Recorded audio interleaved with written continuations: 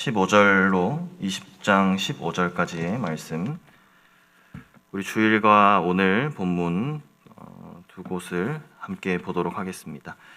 잠언 19장 15절부터 20장 15절까지의 말씀을 우리 한 절씩 교독하도록 하겠습니다.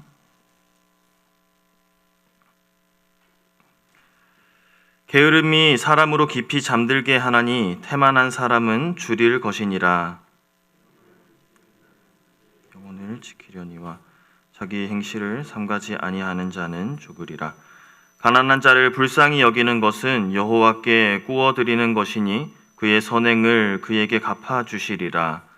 내가 내 아들에게 희망이 있은즉 그를 징계하되 죽일 마음은 두지 말지니라. 노하기를 맹렬히 하는 자는 벌을 받을 것이라. 내가 그를 건져주면 다시 그런 일이 생기리라. 너는 공고를 들으며 훈계를 받으라. 그리하면 내가 필경은 지혜롭게 되리라. 사람의 마음에는 많은 계획이 있어도 오직 여호와의 뜻만이 완전히 서리라. 사람은 자기의 인자함으로 남에게 사모함을 받느니라. 가난한 자는 거짓말을 하는 자보다 나으니라. 여호와를 경외하는 것은 사람으로 생명에 이르게 하는 것이라. 경외하는 자는 족하게 지내고 재앙을 당하지 아니하느니라. 게으른 자는 자기의 손을 그릇에 넣고도 입으로 올리기를 괴로워하느니라. 거만한 자를 때리라. 그리하면 어리석은 자도 지혜를 얻으리라. 명철한 자를 견책하라. 그리하면 그가 지식을 얻으리라. 자비를 구하고 어미를 줍는 자는 부끄러움을 끼치고 능욕을 부르는 자식이니라. 내 아들아, 지식의 말씀에서 떠나게 하는 교훈을 듣지 말지니라. 망령된 증인은 정의를 업신여기고 악인의 입은 죄인을 심판하느니라. 심판은 거만한 자를 위하여 예비된 것이요 채찍은 어리석은 자의 등을 위하여 예비된 것이니라.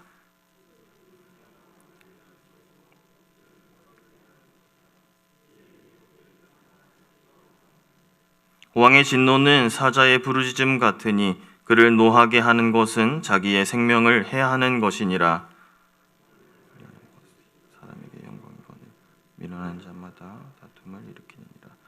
게으른 자는 가을에 밭 갈지 아니하나니 그러므로 거둘 때에는 구걸할지라도 얻지 못하리라.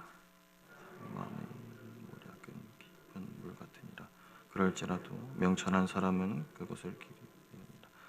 많은 사람이 각기 자기의 인자함을 자랑하나니 충성된 자를 누가 만날 수 있으랴. 온전하게 행하는 자가 의인이라.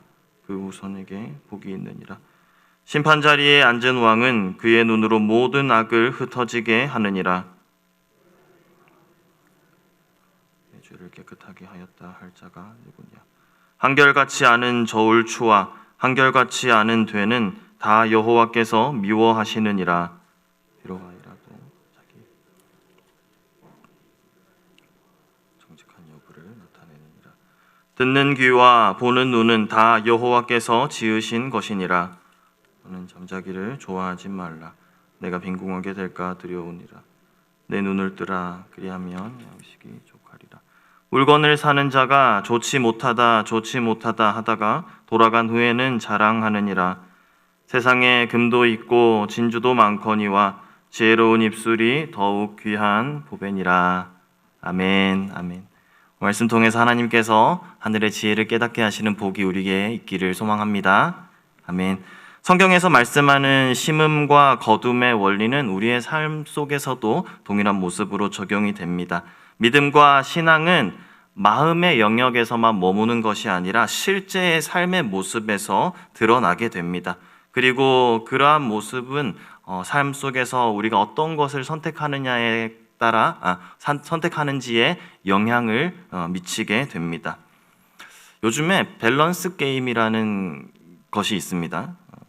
말장난 같은 심리 테스트인데요. 극단적인 두 가지 문항 중에서 하나를 고르는 것인데 질문이 참 재미있는 것도 있고 어이가 없는 그러한 질문들도 있습니다.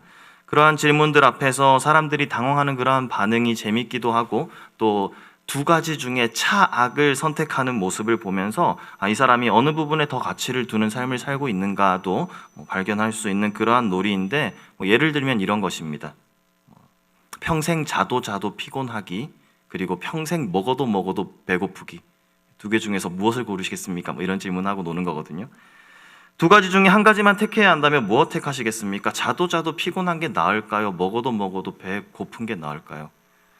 뭐 요즘 같으면은 먹어도 배고프면, 예전 같으면 굶어 죽었겠지만 요즘에는 뭐 유튜버라도 할 수 있으니까 두 번째 게 나을까요? 또 이런 건 어떻습니까? 평생 감자튀김 먹을 때 간장에만 찍어 먹기, 그리고 평생 회를 먹는데 토마토 케찹에만 찍어 먹기. 이런 질문 중에서 뭘 선택해야 할까요? 회는 포기 못 하는데. 이런 겁니다. 근데 오늘 본문 말씀 읽다가 보니까 잠언 말씀인데 이거 왜 밸런스 게임 같을까라는 생각을 하게 되는 구절이 몇 가지가 있었습니다. 한번 선택해 보십시오. 평생 가난하게 살기, 그리고 평생 거짓말 조금씩 하면서 살기. 한 가지 더 있습니다. 평생 부자로 살기, 평생 지혜로운 말하는 사람으로 살기. 이 비등비등한 것들로 질문을 만들어야지 좀 고민도 하고 재밌는데, 방금 드린 말씀은 조금 고민하는 시간이 오히려 케찹이냐 간장이냐 이것보다 더 짧으셨지요. 저는 그랬습니다. 평생 가난하게 살기, 평생 거짓말 조금씩 하면서 살기. 무엇을 선택하셨습니까? 하나님의 말씀은 여기에 대해서 뭐라고 말씀하고 계실까요? 잠언 19장 22절 말씀입니다. 사람은 자기의 인자함으로 남에게 사모함을 받느니라. 가난한 자는 거짓말하는 자보다 나으니라 말씀하십니다. 평생 부자로 살기, 평생 지혜로운 말하는 사람으로 살기. 두 가지 중에 한 가지 선택하신다면 무엇을 선택하시겠습니까? 성경은 뭐라고 대답할까요? 잠언 20장 15절 말씀입니다. 세상에 금도 있고 진주도 많거니와 지혜로운 입술이 더욱 귀한 보배니라 말씀합니다. 무엇을 선택하는지 보면 그 사람이 무엇을 중요하게 생각하는지 알 수 있습니다. 중요하게 생각하고 살다 보면 분명히 그것은 어떤 모습으로든 나타나게 됩니다. 잠언 20장 11절 말씀에 보면 비록 아이라도 자기의 동작으로 자기의 품행이 청결한 여부와 정직한 여부를 나타내느니라 라고 말씀하시고 있습니다. 우리의 마음에 있는 좋지 않은 감정들은 되도록 빨리 털어버리고 정리해야 합니다. 품고 있는 마음은 언젠가는 행동으로 나타나게 되기 때문입니다. 삶의 특정한 시기에만 나타나는 것이 아닙니다. 어린아이든 어른이든 다 같습니다. 살아가는 내내 돌아봐야 하는 것이 우리의 마음밭입니다. 내 모습에서 어느 날 발견하게 되는 그 좋지 않은 모습들, 좋지 않은 말과 행동들을 보면서 깨달을 수 있어야 합니다. 내가 마음속에 품고 살지 말아야 할 것들을 품고 살고 있었구나. 이것을 깨닫고 정리할 수 있어야겠습니다. 우리 성도들이 기대하며 살아가야 할 것은 내 마음속에 품어진 그런 아름다운 믿음과 신앙이 귀하게 열매 맺는 것을 기다리는 것인 줄 믿습니다. 잠언 19장 20절 말씀에는 너는 권고를 들으며 훈계를 받으라. 그리하면 내가 필경 지혜롭게 되리라 라고 말씀하고 있습니다. 잠언의 말씀들은 지혜로운 자의 모습이 실생활에서 어떻게 드러나는지를 그 삶의 여러 부분을 통해서 우리에게 교훈하고 있습니다. 왜 우리의 삶에서 아름다운 것들이 열매로 맺어져야 할까요? 왜 그럴까요? 사람들을 대하는 것을 지혜롭게 한다면 사람들에게 칭찬과 존경을 얻을 것입니다. 하지만 이런 것들은 다 부차적인 것입니다. 우리가 하나님의 말씀을 통해 지혜를 발견하고 우리의 마음을 돌보는 것의 목적은 사람들에게 저 사람 센스 있구나, 저 사람 나이스한 사람이구나, 이런 평가를 듣기 위해서 하는 것이 아닙니다. 그렇다면 우리가 우리의 마음을 돌보는 것의 목적은 무엇입니까? 여호와를 경외하는 삶을 살기 위함, 이것이 목적입니다. 이것이 우리의 마음을 날마다 말씀에 비추어 보고 돌보는 목적이 되어야 하는 것입니다. 잠언의 교훈은 여호와를 경외하는 삶을 살 때 지혜와 또 온갖 좋은 것들이 다 부수적으로 따른다라고 우리를 교훈하고 있습니다. 우리가 살아가면서 눈앞에 보이는 것들에만 집중하는 그런 근시안적인 삶을 살다가도 주시는 말씀을 통해 우리의 시선을 교정하고 바라봐야 할 곳을 보게 하시는 것, 이것이 은혜인 줄 믿습니다. 여호와를 경외하는 삶이 기준이 되고 여호와를 경외하는 삶이 우리의 목적이 되어야 합니다. 말씀은 우리의 다양한 삶에 하나님을 경외하는 모습이 어떻게 나타나야 하는지 그 원리를 오늘도 설명해 주고 있습니다. 본문에서 발견한 하나님을 경외하는 삶의 모습은 첫 번째로 하나님의 말씀을 기준으로 삼고 분별하는 삶을 사는 것입니다. 하나님의 말씀을 기준으로 삼는 삶, 이것에서 그 사람의 그러한 행동을 보면서 저 사람의 마음속에 하나님을 경외하는 마음이 있구나라는 것을 알 수 있는 것이지요. 삶 속에서 진리와 비진리를 구분하는 것, 소명과 욕심을 분별해내는 일은 쉽지 않습니다. 그렇기 때문에 우리에게 기준이 필요합니다. 먼저 말씀을 통해 하나님의 뜻과 원리를 내 마음에 많이 담아야 합니다. 하나님의 지혜의 말씀이 우리의 삶 속에 분별의 기준이 되기 때문입니다. 잠언 19장 16절 말씀에는 계명을 지키는 자는 자기의 영혼을 지키거니와 자기의 행실을 삼가지 아니하는 자는 죽으리라 라고 말씀하고 계십니다. 올바른 기준을 세우고 사는 사람은 자기 영혼을 지킬 줄 아는 사람입니다. 지혜로운 사람입니다. 하나님의 말씀이 기준이 되어서 삼가해야 할 일들은 피하고 또 추구해야 할 일들에 열심을 내는 그 모습을 하나님께서 다 보고 계십니다. 하나님의 말씀을 지킨다는 것은 자기의 영혼을 책임지는 것이다 라고 말씀하고 있습니다. 자기의 영혼뿐만이 아니라 가정을 책임지는 일이요 가문을 지키는 일임을 또한 기억하시기를 바랍니다. 잠언 20장 7절 말씀에 온전하게 행하는 자가 의인이라 그 후손에게 복이 있느니라 라고 말씀하고 있습니다.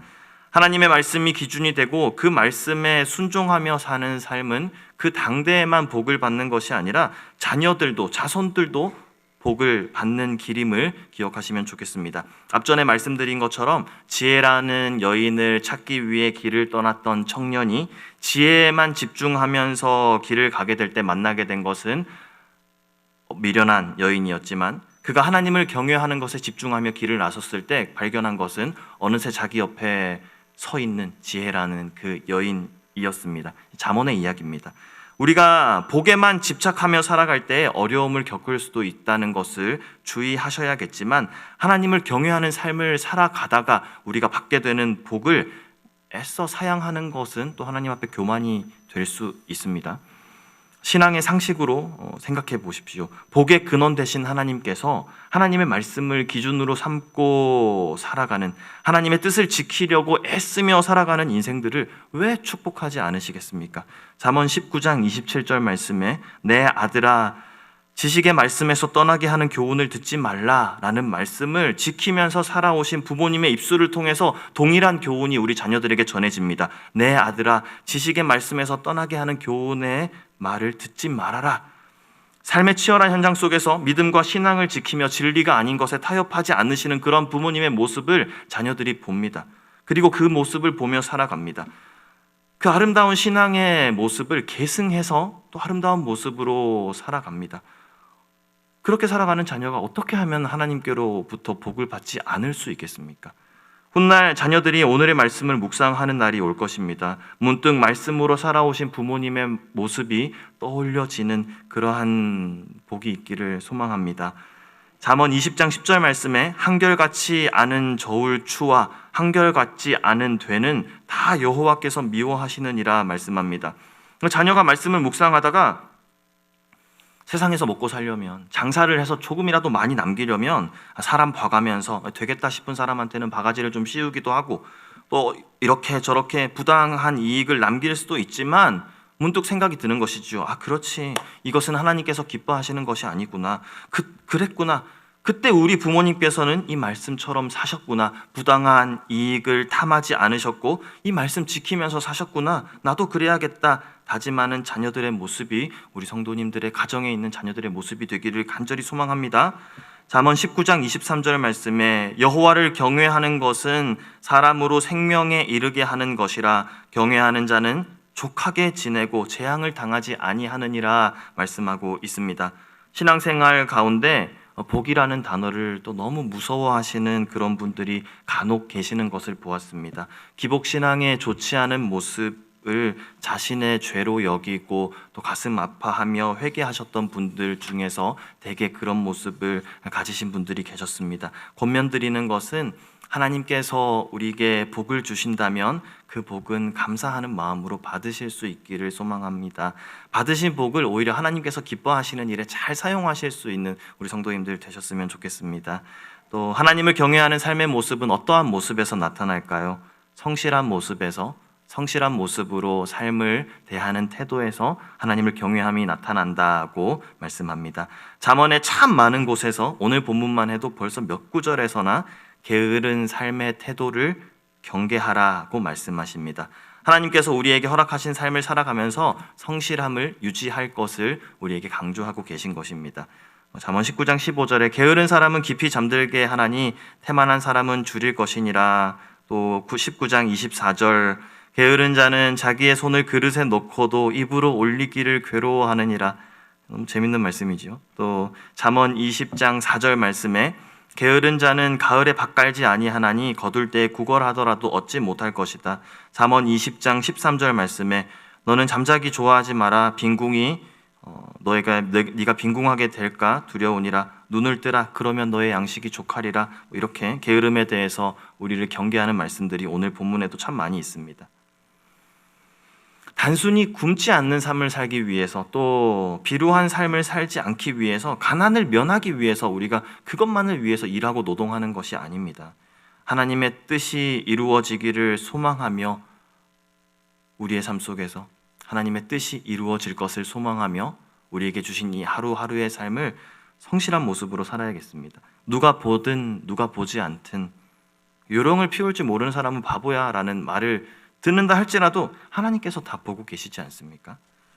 하나님의 뜻이 내 삶 속에서 어떤 모습으로 이루어질지를 기대하면서 삶을 정성스럽게 또 하나님의 뜻에 충실하며 성실하게 살아가는 것, 그것이 하나님을 경외하는 성도의 삶의 모습임을 기억하시면서 오늘 하루의 삶도 성실함으로 살아내시기를 소망합니다. 아멘. 또 하나님을 경외하는 모습, 내 자신의 삶에서 기준을 정하고 내게 주어진 삶을 성실하게 사는 모습에서 하나님을 경외함이 드러납니다.